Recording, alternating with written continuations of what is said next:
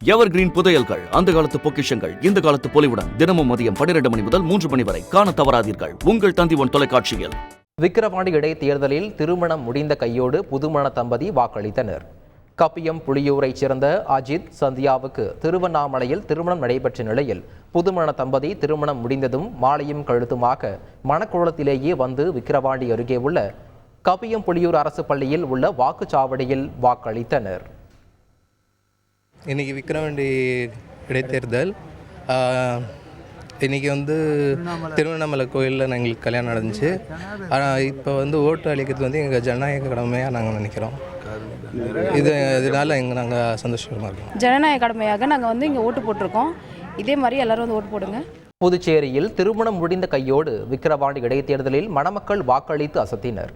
விக்கிரவாண்டி அடுத்த ஆசூர் கிராமத்தைச் சேர்ந்த தேவகிக்கும் சென்னை வேளச்சேரியை சேர்ந்த அன்பரசனுக்கும் புதுச்சேரியில் இன்று திருமணம் நடைபெற்றது.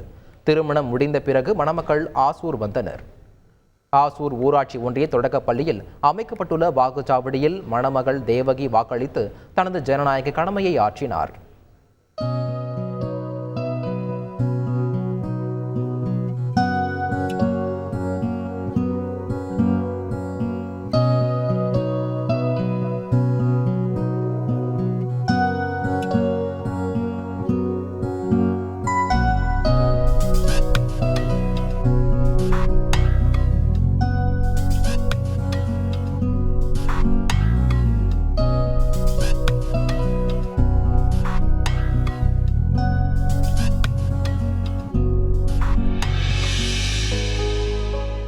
எவர் கிரீன் புதையல்கள், அந்த காலத்து பொக்கிஷங்கள் இந்த காலத்து பொலிவுடன் தினமும் மதியம் 12 மணி முதல் 3 மணி வரை காண தவறாதீர்கள் உங்கள் தந்தி1 தொலைக்காட்சியில்.